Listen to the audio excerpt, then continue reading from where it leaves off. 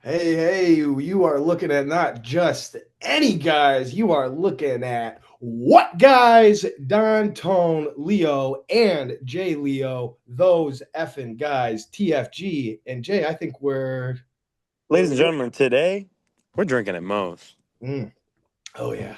This is Drinkin Atmos, where we talk about the pros of pro wrestling in the Midwest while sipping on some brews with blessed beers and wrestling. That's my scene. Death matches and lucha libre, it's all so mean. I'm a straight up smart goofball, not no kiss ass. I stand tall when it comes to wrestling. I'm the king. I know every move, every fling. Get ready for a wild time with Drinkin Atmos, where we don't quit. Drinkin Atmos, that's where it's at, like a power bomb. We hit hard, never flat. Fucking right, we're living the dream. Talking about wrestling, always a scream.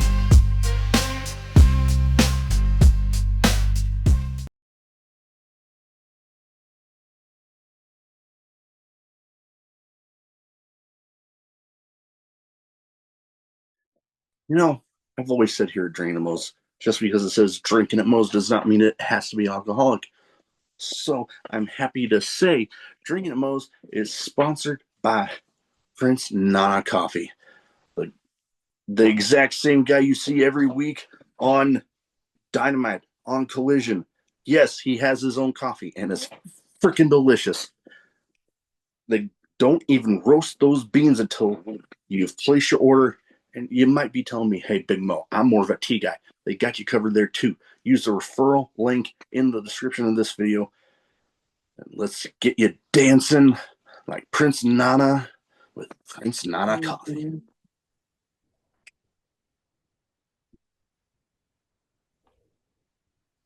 YouTube, be sure to like, subscribe, share, comment, all that good stuff because YouTube's algorithm continues to be a pain in my ass.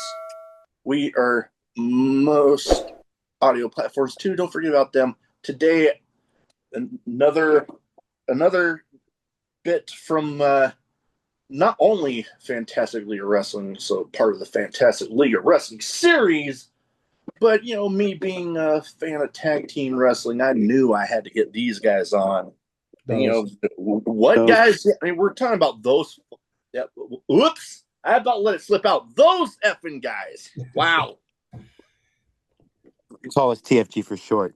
Yeah, Those TFG. different guys for long. That's how we keep it friendly around here. Yes, we'll roll with that. We'll roll with that. So, how are y'all doing? Oh, honestly tired. Like I was kind of telling you before we got on, I've kind of been running through the gauntlet with whatever has been going around, but I'm fighting through it. We're staying locked in. So Oh yeah, We're no. good. We're good. I just finished wrestling a singles match at Njpw Wrestling, Ooh. and so I am maybe 10 minutes removed from that. So I'm just Oh, chilling. all right. Yeah. Well, hey, I have actually recorded with somebody pretty similar right after a match they had. It, when I started, when I went to plan the episode, I didn't realize they were going to be in a match that night. But then I was like, oh crap, this is on IWTV. So I literally went and watched their match right before I talked to them. hell yeah. That's cool. Oh yeah, that was a first. So hey, we're making it happen again. So first thing I like to start off with everybody when they first come on is what got you started as a fan, and then kind of a two-parter here. What got you deciding to make that leap into the business? Oh man.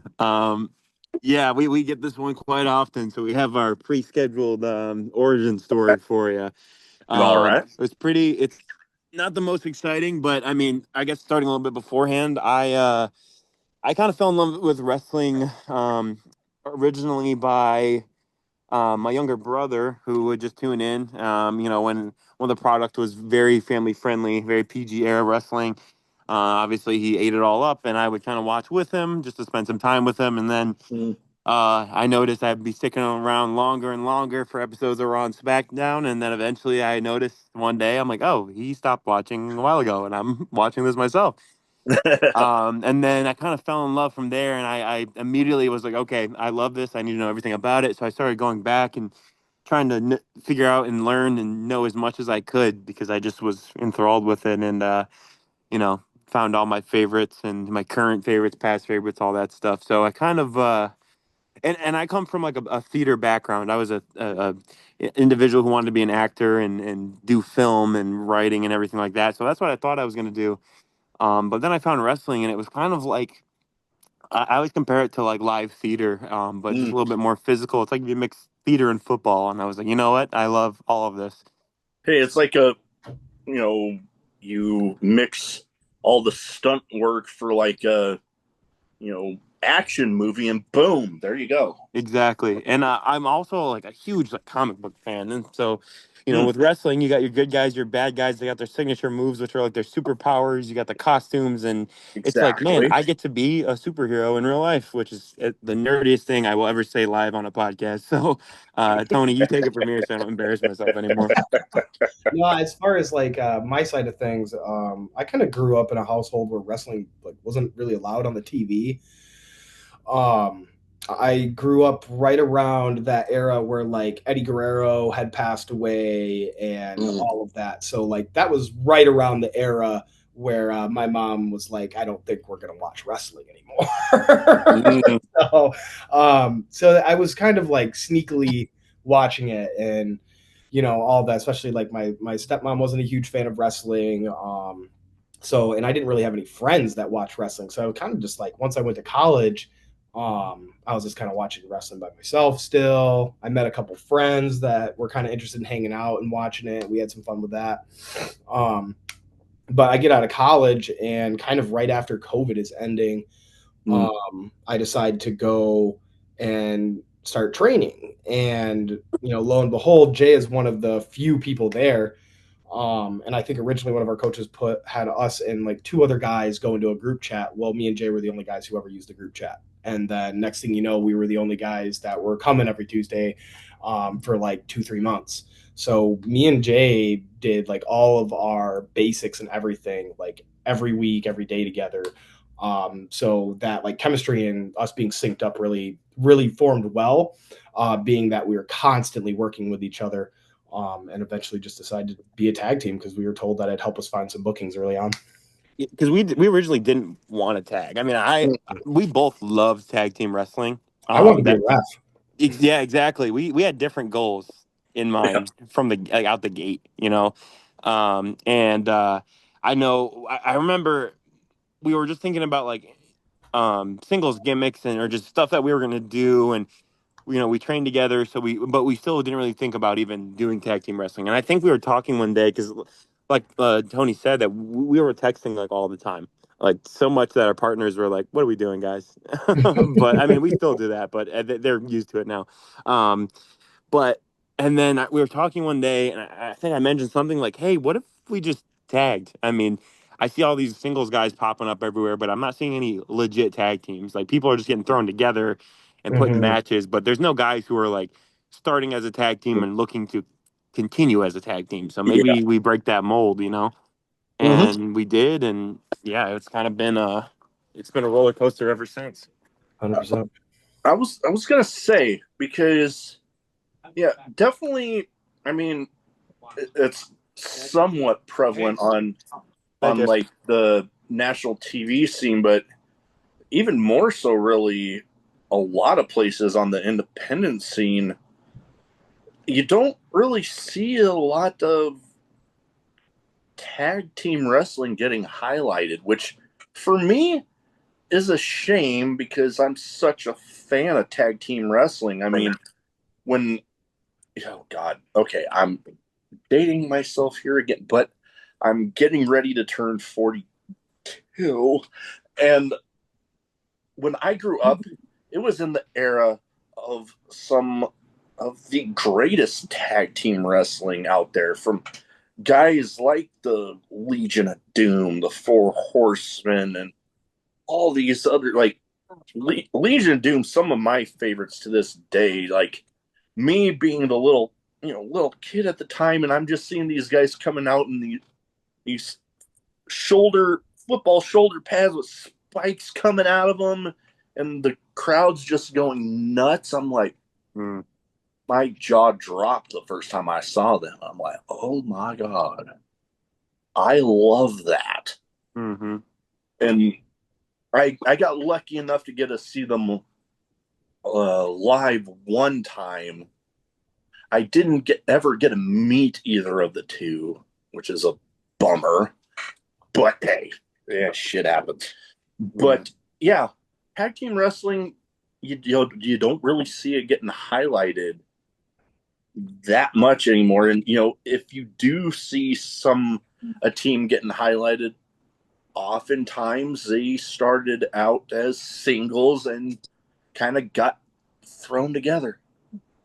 Yeah, and I think the thing that sets us apart too, not to like act like we're like anything important, but like just the thing that I've always noticed that we do really well is we're very character driven. I think that comes from for me, it's the theater part where I'm just always about the character. And Tony, by nature, is just pretty charismatic. So I think we just have a very good dichotomy of being able to um, keep this level of showmanship no matter what we're doing. And that shows in everything we do in the ring, promos, vignettes. I mean, you name it. And I think that's something that draws the most attention because you don't really see like obviously you got tag teams who are like guys who their whole gimmick is that they're together and they're doing this whole thing and they're a unit, but I feel like you don't see guys like us where you can tell like to our core like this is what we do, and it's like you don't get the style of usually get the style of character that we portray in a singles guy. You never get two guys who have that same level of character work all around, which I think that's going to really help us like for the long term if we maintain that. Oh yeah, no, that definitely helps because uh, in pro wrestling in general, uniqueness can be kind of few and far between. So when you have guys with the chemistry that you guys have, and you are able to put that out there for the crowds, they'll latch on and they'll be able to tell because like I've mentioned with a lot of singles competitors, when coming up with their in-ring personas, especially at the start, like people can definitely tell when the person is feeling like that is just genuinely them. Like that is just something they themselves latched onto. So then the crowds can definitely sense the genuineness of that, and not like you were just the one example of this that jumps out to my head was hearing Bret Hart talk about when he first got started, some promoter wanted to make him a cowboy. Mm. And it being kind of like that, where it's like people can sense when you latched onto a persona and it's genuinely you versus when a promoter's saying, hey, I want you to go out there and be this. Yeah. Most I definitely. think I think we thrive too when we are kind of when we're given the reins, because we pride ourselves on being able to kind of give what's needed no matter where we go. If someone tells us the story needs to go in this direction, we're pretty good about making sure it gets to that point. But I Yeah. think where we really thrive is when we have a basic idea and we kind of get the question of like, but how would you guys do this? Because I think we get to especially, I mean, we're both incredibly creative. So the minute we kind of combine our ideas, it's usually when we get the coolest stuff. So Yeah. I think we're kind of destined to, do some pretty cool things as long as we can kind of show that we can handle having the ball, if that makes sense. Oh, makes perfect sense because God, I keep on getting past examples, hearing how often Paul Heyman was like that in the original ECW, where like a lot of that creative freedom, like, hey, I want stuff to go this way, but how would you guys go about doing that? Mm-hmm. Definitely. And going into highlighting tag team wrestling. That's one thing I'm seeing a lot with, hey, I'm wearing the ref shirt, so we got to go into it talking about Fantastic League of Wrestling. That's one thing that I've noticed. Yeah, they have singles matches, they have singles champions, but the tag wrestling definitely gets highlighted there, which is something, sound like a broken record, but hey, I'm a fan of tag team wrestling, so it's something that I latch on to, and I love good quality tag team wrestling, and I'm seeing a lot of it there. Yeah, it's definitely hard to make a good division on the independents too with like legit tag teams. You end up with a lot of guys who get thrown together, but I think Flo has done a pretty good job with finding tag teams and creating a division, and just highlighting tag team wrestling more and more and more. So, Oh, most definitely, it's definitely been one part that I've been proud of. But there's lots to be proud of there. Like seeing some of the crowds with this second season, and it just seems like they just continue to draw more and more people every show. I remember seeing highlights from a previous show at that water park theme park show, amusement and, water park. and yeah, and then seeing it this most recent one where it's like, man, I saw the video of the crowd filing in. It's like it's something special right there. Yeah, John does an absolutely wonderful job promoting his shows and ensuring that there's always an audience for us to perform in front of. Not to jab at other indies, but sometimes your promoter doesn't put in that amount of effort to get a house there. Some people might be like, oh, well, the show was free or this or that or whatever. But it's like John is always making sure that, the boys in the back are getting paid and that they've got a crowd to work for. So as far as a promoter goes, he is absolutely excellent. Oh, most definitely. That's one thing you mentioned it perfect there, that he definitely, whether it's, the theme park shows where, the attendance is free, but he doesn't make that bring down the quality of the show. 100%. 100%. And, like you said, sometimes those free attendance shows, a lot of places the quality kind of dips. So You don't have the same roster, or you won't have the same guys wrestling, or yeah, you might just be at like the local carnival or whatever. And like I said, there's nothing wrong with those shows, but oh yeah, John has always done such a great job of ensuring butts are in seats, and I'm so thankful for that, because just having a crowd to do what we do is honestly one of the best gifts a promoter can give you. So, oh for sure. And even some shows being charitable causes. Like I know the the most Chicago show. recent Special Olympics show. That one's so much fun. I love that show.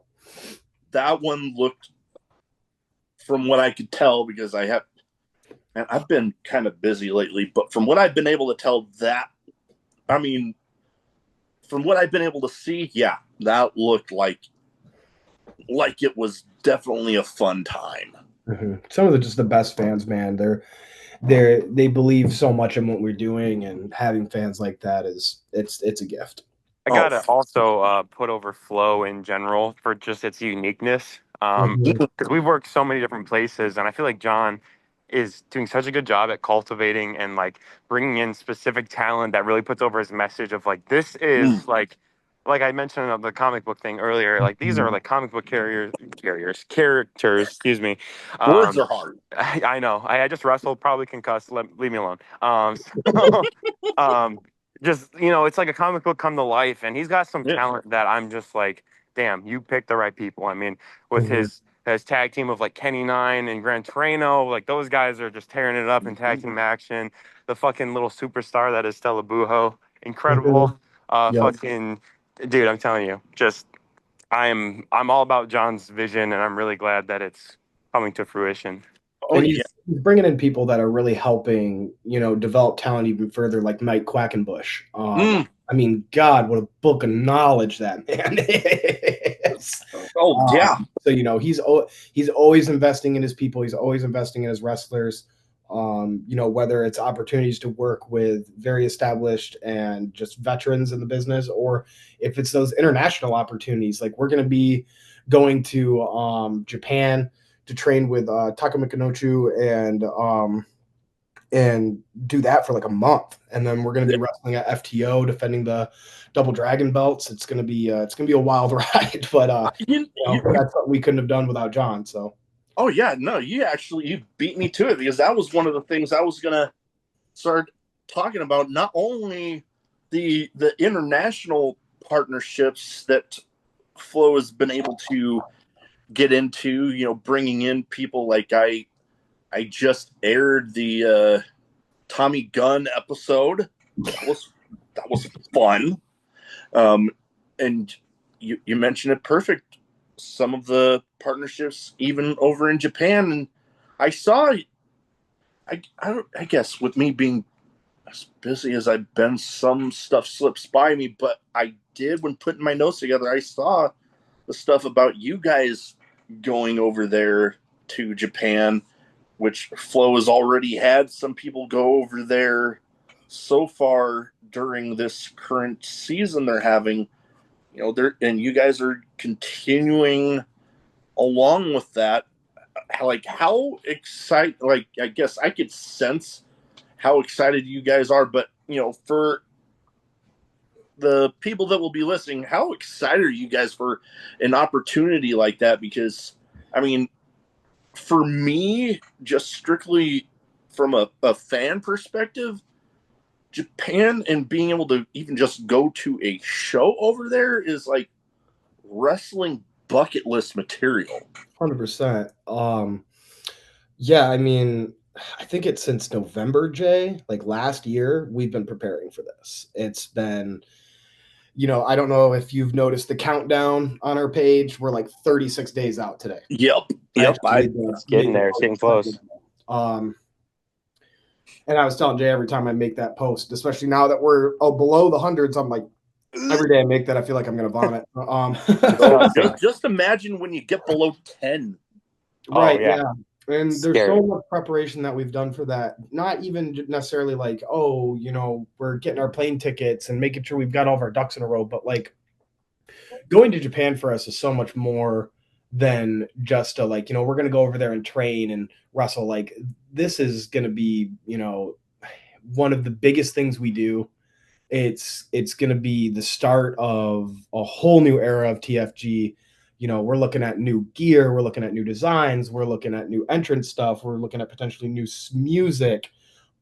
There's a lot that we have put into this, including the amount of time we've been spending on our nutrition and our bodies.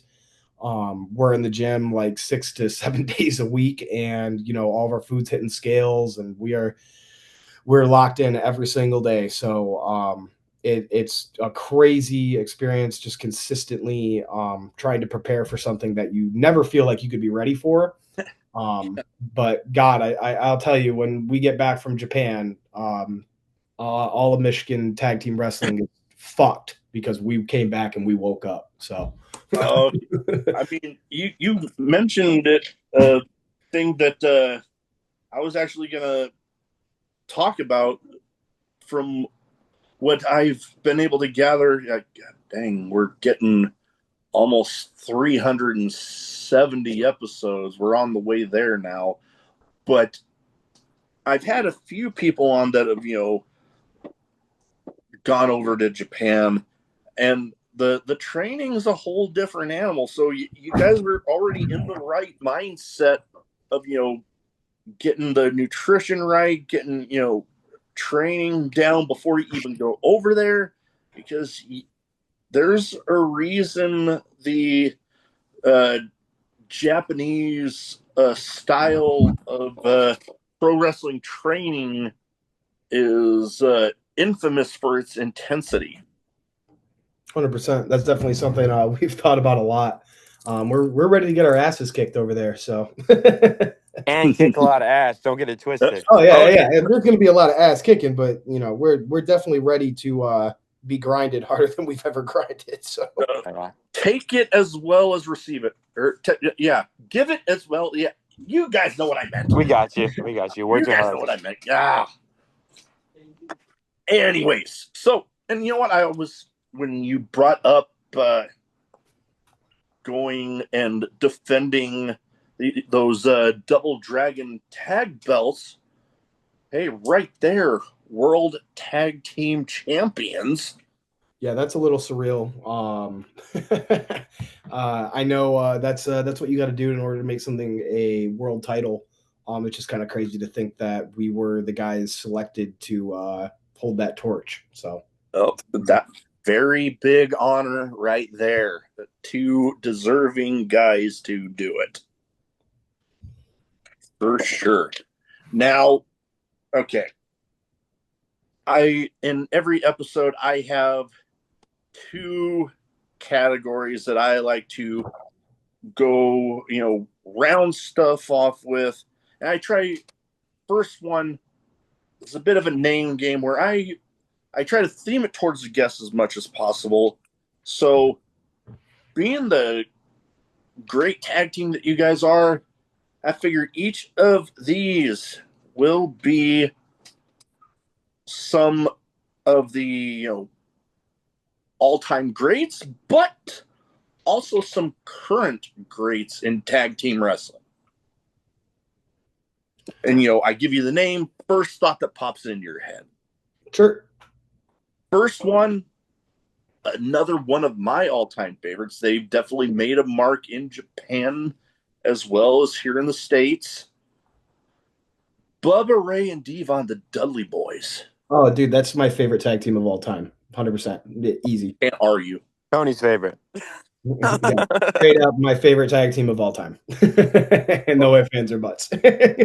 Oh, yeah. Nope. Good starter. Yeah, that was good. I'm definitely a huge fan of them. And one thing that, when you're talking about wanting to have a heel tag team, especially, just look at their work in that original ECW. Like, holy crap, nobody could start damn near riots where they practically had to get security escorted back out to their cars, much like those guys. Yeah, they were pretty ready and willing to push the envelope, and I think that's they were something we like to, especially Bubba. That man wasn't afraid to say anything. Stuff that we definitely can't repeat these days without risk of being air quotes canceled. Yeah, I wouldn't be able to get away with that today. No, I wouldn't even want to try. Now, next up, the team that I like kind of the old school mentality. These guys definitely have that in spades, going through a bit of a attitude change as of late, but hey, can't really argue with their success that they've had. FTR. So you just named Jay's favorite tag team together? That's our dream match. If we could wrestle FTR before they retire, I could retire. I'll retire the same day. I don't have to do anything besides wrestle them, and then we can hang up our boots. Yeah, straight up. That is pretty much the same comment that I gave somebody when they asked about a dream guest for the show, and I said, my all-time favorite, Stone Cold Steve Austin. I said, you know what? If I ever managed to get him on, dude, I could just leave. It would be the season finale. Right. The finale of all of it, because how the hell, in my head, how the hell am I going to top that? Right. Yeah, unless you start bringing people in like HBK, Triple H, and The Undertaker after that, you're pretty much out of prestige.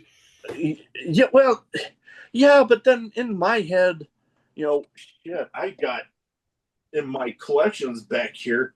Stone Cold's got his own damn section. I got the freaking. I Yeah. I saved the can that I already drank of Broken Skull American Lager. I still, when Chris Jericho released his little bit of the bubbly, it was before I had started wrestling, and I actually still have one of the original bottles.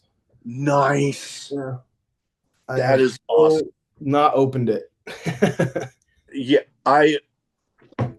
that beer they don't sell it anywhere closer. That's like I think closest is like 2.5 hours away from me, and I'm like, as much as I want the beer, I am not driving 2.5 hours just to pick up a couple packs of beer.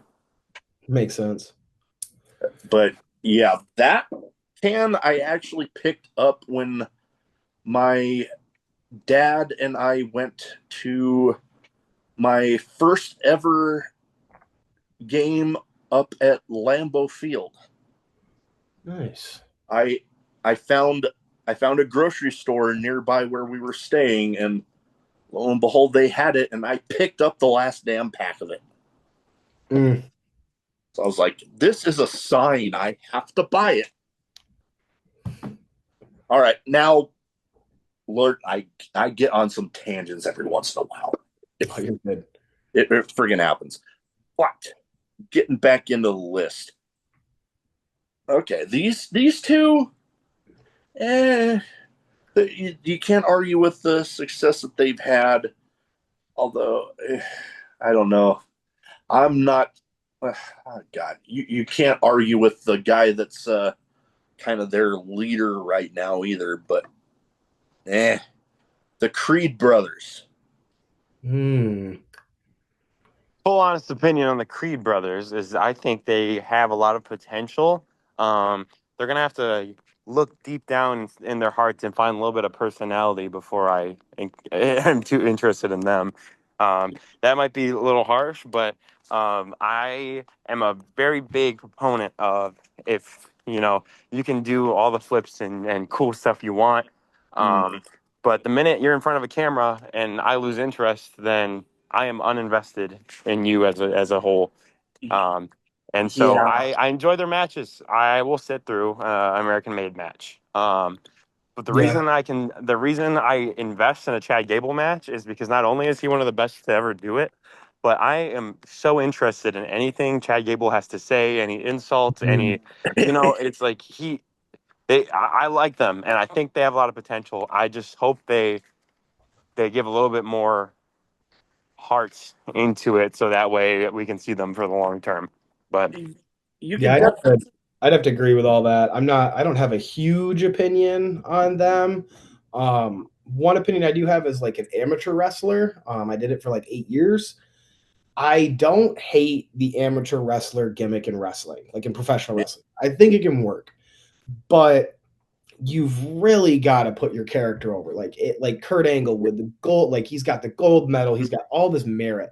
Like I'm not saying those two don't, but like I'm looking at them and I like kind of like Jason's like need that a little bit more from them because I'm just looking at them like they can go, they can wrestle. I love watching their tag sequences. I love taking notes, film, whatever. But then, whether it's a promo or not, at the end of the day, I'm like, yeah, they're just a couple guys wearing singlets and headgears again. Like it exactly. feels And we've seen their like behind like outside of the ring stuff, like when they do interviews or when they are just kind of like I saw them on Celtic Warrior workouts with Sheamus and I loved that whole conversation because they're having fun with it. Yeah. They're not trying to be all serious and stuff. And like I feel like if they did the babyface thing and just really were just themselves, I feel like they'd make so much money, especially the bigger brother Brutus. Mm. Man, he's hilarious. But Oh yeah. I just like Yeah. I watch their matches and I'm like, man, these guys are so good in the ring. But anytime they have a backstage segment, I'm focused on Chad, and then after a while, I'm like, oh yeah, he has guys standing behind him. My bad. Yeah. I I can definitely see where you guys are coming from there, because yeah, their in ring stuff, you can't argue with how good they are, but yeah, some of the when it comes to just them on the backstage, the interview stuff, it does fall a little flat.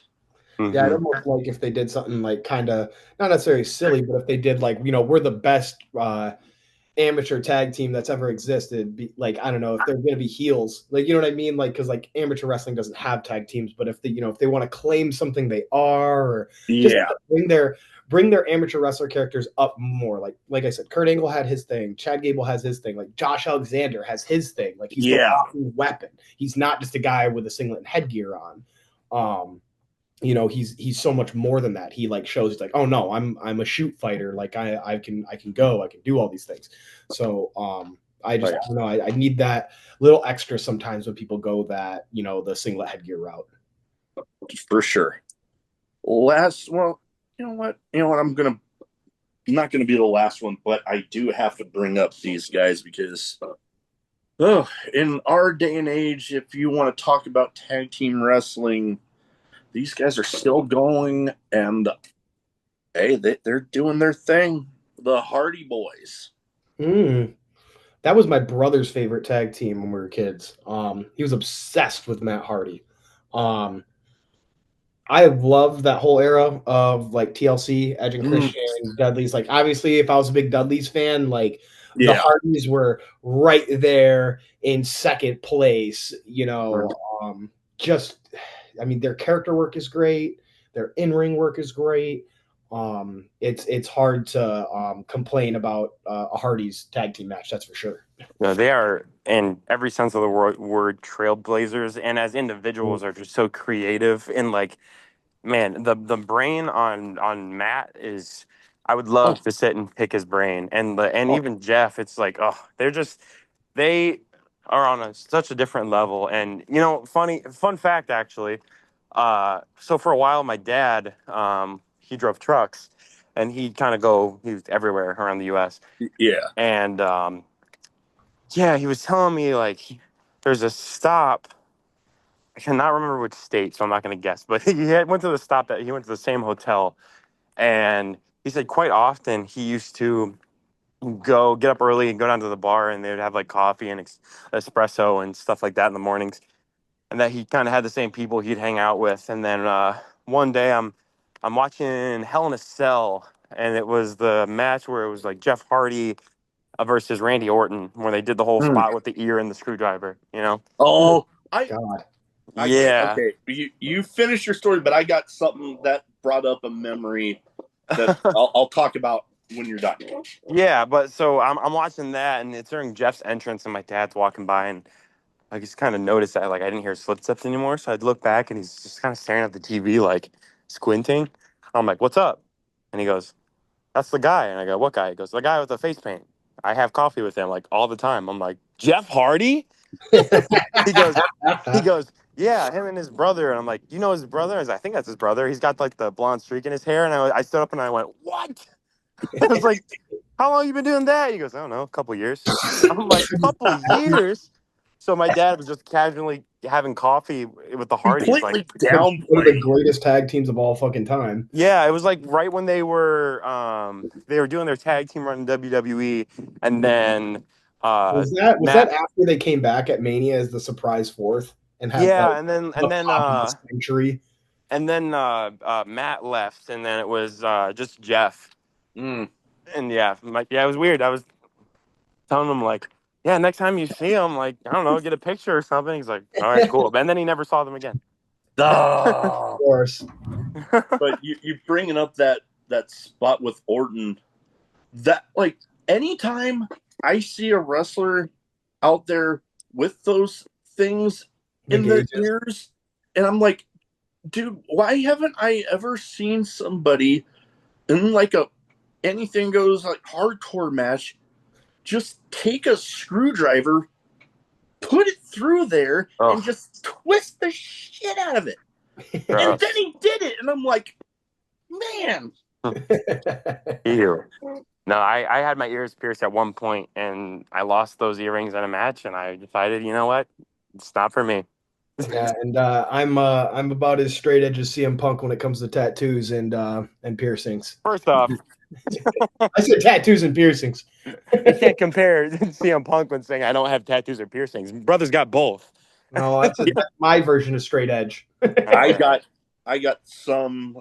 So what he's trying to say is he's scared of needles. Is what Yeah, he's trying I to don't like needles. I don't. I fucking hate that Hey, shit.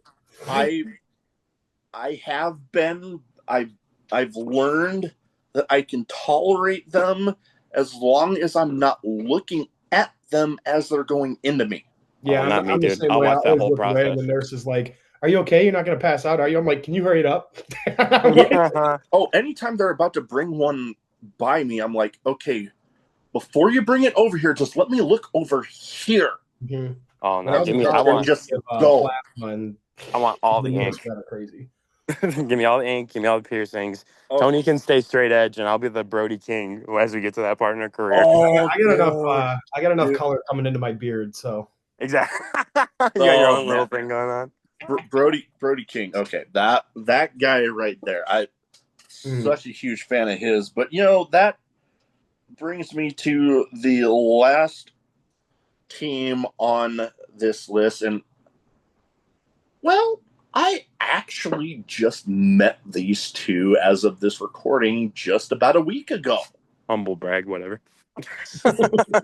I mean, I actually got to talk with one of them for a little bit, but Mike Bennett and Matt Taven, the Kingdom. Kingdom.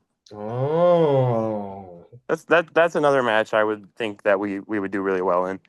I've really enjoyed when they were doing a lot more. Like when they were getting the more tag matches on AEW weekly programming, I Oh was yeah, really enjoying their matches. Like oh really, yeah, really enjoying their matches. I think just like with how the storylines went with like the Kingdom and Adam Cole and then Kyle O'Reilly, and they're just like kind of all that mixing back. I think they're just trying to figure out what direction to go with for a yeah. while. But man, I was loving them, and I was like, they're a legit tag team. And like for me, that's all I care about because Oh yeah. like I've loved AEW's tag division, but they've definitely fall into that where they put two guys together sometimes, and I'm sitting Yeah. here Yeah. like sitting here just waiting for like when AW first started. I think the biggest mistake that was ever made was never putting the tag titles on Proud and Powerful, Santana and Ortiz. I think that was one of the Oh, biggest dude, mistakes. yeah. They should have had it when they were part of the Inner Circle. Man, that broke my heart. Those two. If you've ever noticed when I come out during our entrance and I'm screaming the best, the best, the best, I got that from Ortiz. He used to do that like a maniac, and I loved it. And then when they weren't tagging anymore, I told Jay, I'm like, I'm just gonna start doing that because I love them. Hey, I can't argue with you there. Yeah, those guys. Yeah, that was definitely a missed opportunity. But yeah, I actually, Taven and Bennett, they were actually both here in were a promotion that I'm trying to get back to more often.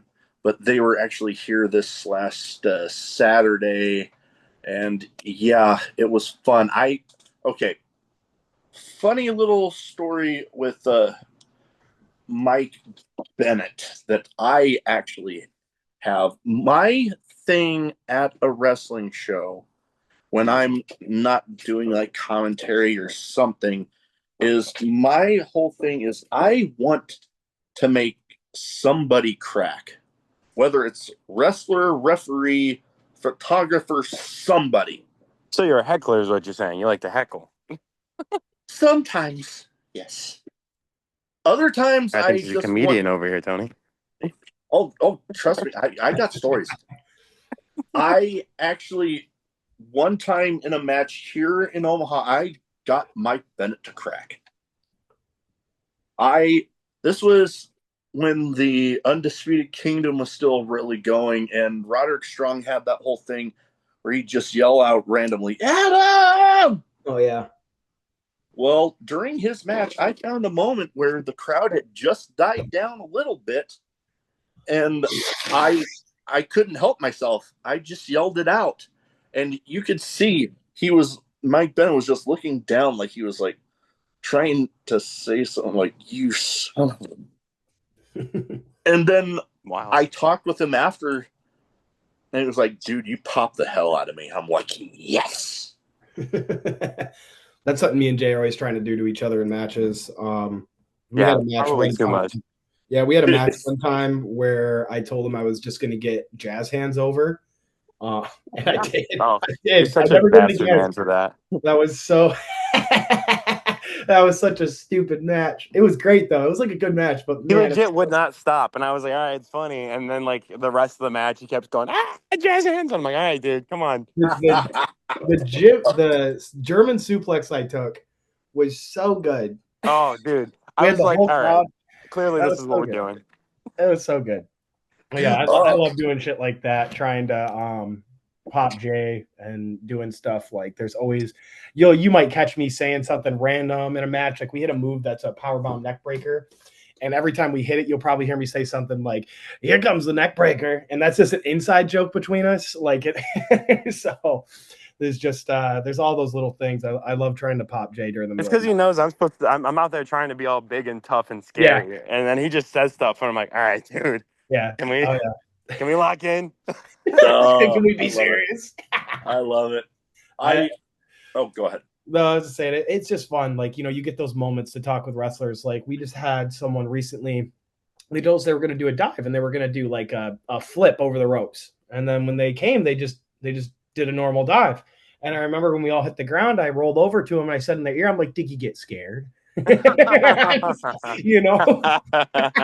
And I love that. I love that random, like when you get those moments to kind of like pick on people a little bit in the match. We've gotten Oh, too yeah. comfortable with doing that to people too. I don't know if it's like we have just been more confidence or if we're just a couple of dicks. But like I think it's we great. love finding people who are like either like nervous about stuff or like Yeah. we're playing a match and Yeah. we can tell they're a little like, I don't know, and we'll just be like, "You're gonna be okay. No, don't mess up. If you mess up, it'll be horrible.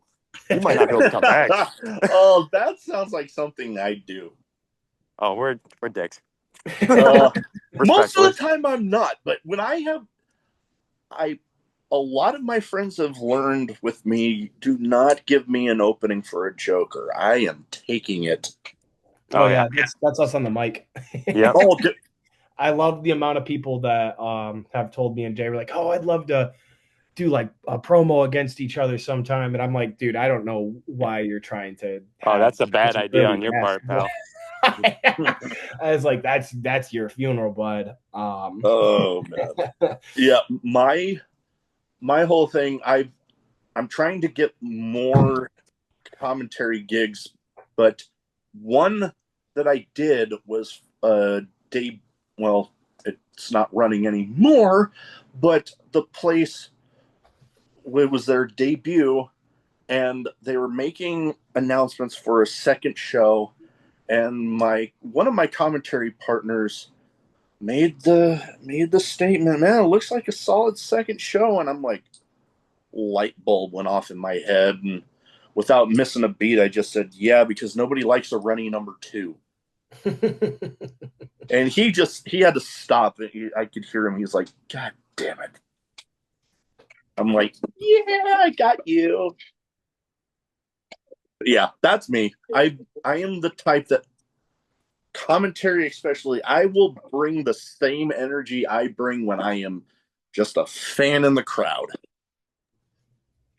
That is me. All right. Now, I got some random questions. Some might be wrestling related, some might not be. Some probably nothing to do with anything we've talked about so far, but that's why it's random. Badass. If we can speed round, I have to Oh, yeah. not to release the any behind the curtain stuff, but your boy has to pee, and I'm waiting to get inside it because like I said, I'm at the show and I just wrestled, so I've been trying to wait till the fans are focused. I got you. We can definitely do that. Okay, we can do this lightning round. We Oh, got yeah. this. No, for Tony, sure. lock in. I'm locked in, dude. I have so much sweat. First question: craziest in-match moment for you guys? The first time somebody did what, guys? Oh yeah, That was so random. Yeah. We were at Capitol Pro Wrestling. I looked at Jay. I put a shit-eating grin on my face, and I had been talking about wanting to do this because I thought it'd be the perfect babyface chant for us. And Capitol Pro was kind of our testing ground for the longest time because it was one of the first places we ever went, and we'd try all kinds of shit out there. But I just kind of shit-eating grin, looked at Jay, and I kind of bent over like Adam Cole before he does the Adam Cole baby, and I popped up and I yelled, "What guys?" And that whole freaking venue yelled, "Those effing guys." And we're like, oh shit. I looked at Tony and I went, yo, they said it. I was like, that was cool. And now we can't go anywhere without saying it, and the whole place is like, yeah. People it's are awesome. for it now. It's really cool. I'm telling you, mark our words. We show up to an arena one day, we say that it's going off. Dude. I'm putting it out there, putting it in the Universe Tokyo Dome. Wait for it. It's coming. Oh, man. Hey, okay, you know what? Speaking of Tokyo Dome, you guys going over to Japan, that's going to be some long travel there and back. Mm-hmm. Favorite travel entertainment for you guys? Oh, all right. So, we like to either we'll put on, like right now we just got into like Tenacious D. So like, Tony kind of showed me. I knew a little bit before, but like Tony just showed me. They brought it back, and I'm like, oh, this is sweet. So we'll just jam out to an entire album. Yeah, I love it when we just spend like entire moment, like sections of our road trip, just like going off. So that was one of them. We do this thing where we can waste hours by just doing bits back and forth. Like we think we're a couple of comedians. So like we do sketches and skits, and for this other channel we do. And usually the way we come up with the ideas is we'll just sit there and start riffing. And there'll be times that we will take, like, let's say it's a 2-hour drive, for an hour and 49 minutes. We will sit there riffing and crying about how funny we think we are. And then next thing we know, we're at the venue. So that's good. But makes it go by fast. That's my all-time favorite one right now that we do is we started playing What Are the Odds? Oh, dude, I was wondering if you were going to say this. We started playing this thing where if we're driving and we think it's something like we want the other person to do, or just some dare, something stupid, we play this game. It's like, what are the odds, where you pick a number, and on the count of 3, we both have to pick like between like 1 and 10, for example. And if we land on the same number, one of the guys has to do it.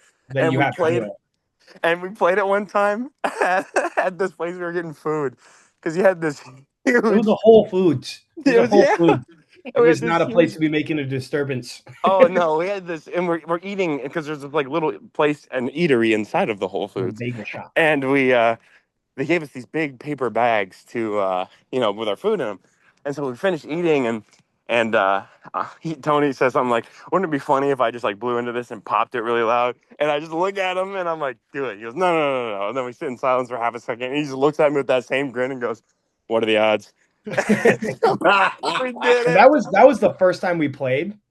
Oh, it opened the floodgates, and we did it. And I got him the first time we played, and so we're walking through the aisles, and he's got this bag, and he's just looking at him with his head down, going, "I hate this game. I don't know why I ever decided to play this game with you. This is stupid. Like I'm never gonna do this again."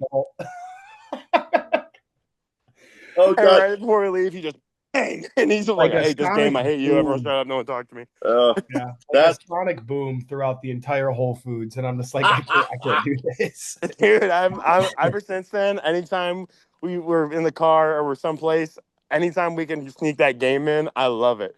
Mm-hmm. I'm too good at guessing that number, baby. That's the problem. We've got good chemistry. I know what you're gonna say. You're cooked, brother. Yeah.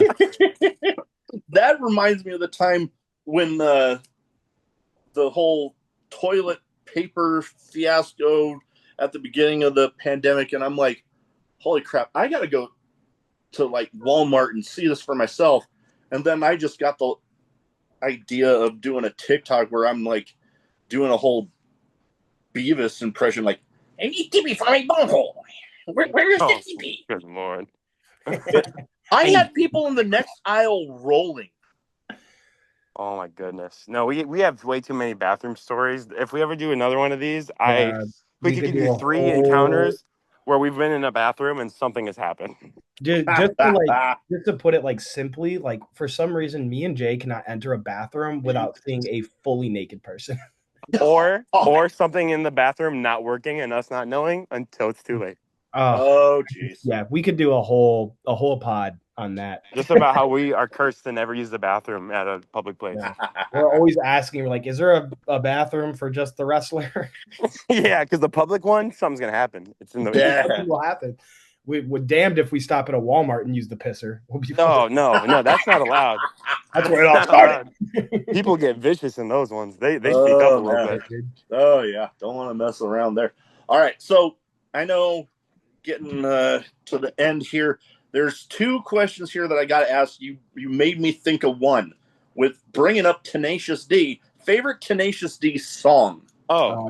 There's no favorite song. It's the Black Album, the tribute album. That's the album. Like every Wonder Boy, Kielbasa Sausage. Kielbasa is one of my favorites. I'd say that the song we jam out to the most is probably Tribute. If we had to pick one. Oh yeah, that we jam out to everything. Oh yeah. Or God, what I can't remember the name of it, but it's like you don't always have to fuck her hard. Oh yeah, the F her gently song. Yeah. Yeah. So, Classic. Yep. All right. Next up, we'll make this the one we're hitting the finish. We'll hit the finish right here because with the name of a show like I feel like I have to ask this one. Favorite drink, alcoholic or otherwise, or both? I know Jay's answer. I just turned him on to these. Oh, I bet you do. They're becoming a problem. We went up to my cabin and we grabbed some beer, and we don't really drink. Like, we really don't. Not unless we go to like the cabin or something. Like, if it's a special occasion, we'll have a libation. Yeah. But I turned Jay onto the Coors banquet cans, the gold cans. I love those. Yeah, those are a problem. Buddy. Yeah. It's not a can, but I do have. I need those. I've been telling him about those. The stout bottles. I was like, dude, if you ever buy the little stout bottles, hey, guys, I picked up a pack of those yesterday. I'm in on the bottles. All right. I'm aware of the power of the glass bottle. All right. But otherwise, I'd say if I weren't to choose a Coors Banquet Clan, that's just my classic. I was a big fan of Lagunitas Brewing Company for the longest time. They discontinued a lot of the beer I like, though, so I don't follow them as much as I used to. But if I had to pick any other beer, I was always a big Rolling Rock guy as well. It's okay. You already said the correct answer. I know what the correct answer is. I just figured I'd expand a little bit on my beer knowledge. That's fine. That's fine. Kona Big Wave's another of my favorites. Oh, I've had some of those. They used to always be on sale when I was in college. Oh, yeah. When I was in college. Shut up, Dan. That's an ongoing thing. When we first met each other I started like everything when I was in college because that's all my life was. Now I have experiences past that. Now I can't remember college. Yeah, you know why? It's because we started wrestling, and now I can't remember what I did for my 13th birthday. All right. Well, before we go, where can people find you guys social media wise if they don't already have their eyes on you? So get them. I always like to kind of float our own boat in this sense. We are the professional fucking tag team in all of Michigan. Go on down to .com/TFG. That is our dot card. So that's dot.com/TFG. You can find every single social media site from us, whether it's those effing guys, Jay, Leo, or Don Tone. You can find all of our payment methods. You can find it Fourth Wall. You can find our upcoming schedule. All of it. So that is the best way to find us. I update our schedule too. It has ticket links. It has information. There is anything that you need to know about TFG is on there. Our schedule is also on Fourth Wall as well if you scroll to the bottom of the page. All right. I'll get that in the description for sure. Yes, sir. Thank you guys for taking the time to talk to me tonight. It's been an absolute pleasure, and you're both welcome back any time. Oh, yeah. We'll have to, when we have a little bit more time, we didn't know that I would have a show here. I'm a last minute fill-in, and then obviously Donald's been fighting the plague. Yeah, he's fighting the plague, but we will definitely have to do it again when we are sitting down and hopefully in the same space so we can bust each other's balls in person. Oh yeah. We can make that happen for sure. All right. Getting out my issue with this fucking button. God damn bullshit. Damn fucking bullshit.